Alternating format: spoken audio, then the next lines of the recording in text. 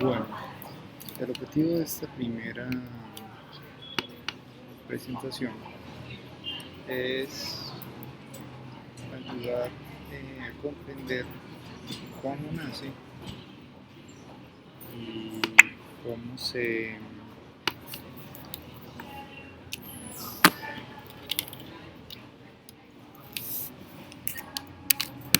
esta primera presentación es ayudar a comprender cómo nace la obligación de reporte exógeno y cómo se establecen los formatos que debe reportar cada uno de los obligados.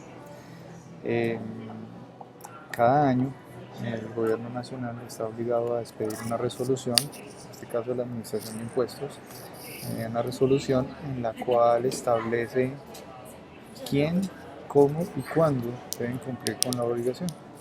Para el caso del año reportable en el 2015, la resolución es la 220 de octubre 31 del 2014. ¿Por qué es anterior al año que se reporta? Porque así lo establece la ley. Debe emitirse con suficiente antelación antes de que se realicen las operaciones. Entonces, el primer elemento que define la resolución es quiénes están obligados. Entonces, en el artículo cuarto se dice quiénes están obligados a reportar anualmente y establece una serie de criterios. Por ejemplo, uno de los criterios donde normalmente se encuadran la mayoría de las compañías y personas naturales es que tengan ingresos, en este caso compañías que hayan vendido en el año 2013 más de 100 millones de pesos. Eso pues ya claramente me dice que son casi todas las empresas o todas las personas jurídicas. Para el caso de las personas naturales basta con 500 millones de pesos de ingresos para que también tengan que presentar exógena.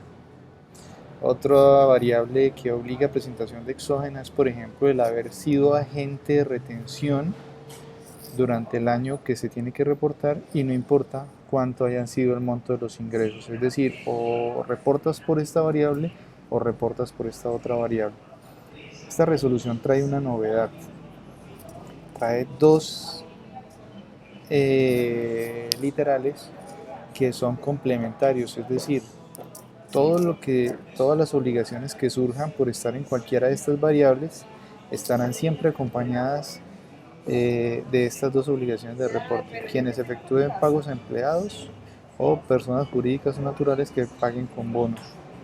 Al final veremos esto se adiciona siempre a los requerimientos que tengan por cualquiera de las otras variables de obligación o de sujeción.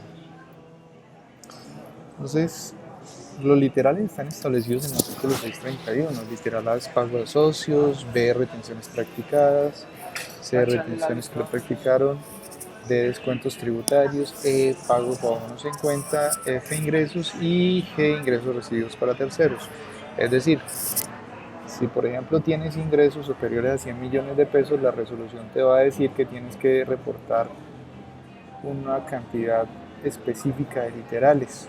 Te va a decir cuáles son. Miremos cómo funciona. Por ejemplo, quienes estén obligados a presentar según la resolución por el volumen de ingresos deben reportar los literales A, B, C, D, E, F, G, H, I y K. Las personas naturales no reportan el literal A. ¿Por qué no lo reportan? Porque el literal A son aportes de socios y las personas naturales pues no sería practicable. En el caso de los agentes de retención le dice por favor repórteme solamente los literales B y E, es decir, se reportan retenciones practicadas y pagos o abonos en cuenta. Entonces esto está plenamente definido en la resolución. Por cada causal de reporte le dice cuáles son los literales que debe presentarse. A estos literales siempre le vamos a adicionar esta información. Los pagos a empleados, si le hizo pagos a empleados en la categoría tributaria de empleados dependientes o independientes, entonces tendrá que remitir la información del formato 220 con todas estas especificaciones. Y si hizo pagos con bonos de alimentación, entonces tendrá también que remitir estos datos a la administración de impuestos. Entonces tendremos siempre un set básico, que es el de los literales, más un set complementario que sería cuando haya hecho pagos a empleados o beneficiarios de bonos. Hecho esto y ya definido el panorama de obligaciones, entonces procede uno a revisar pues, qué es lo que tiene que presentar en cada uno de los literales, y dependiendo del set de obligaciones que le hayan sido asignados.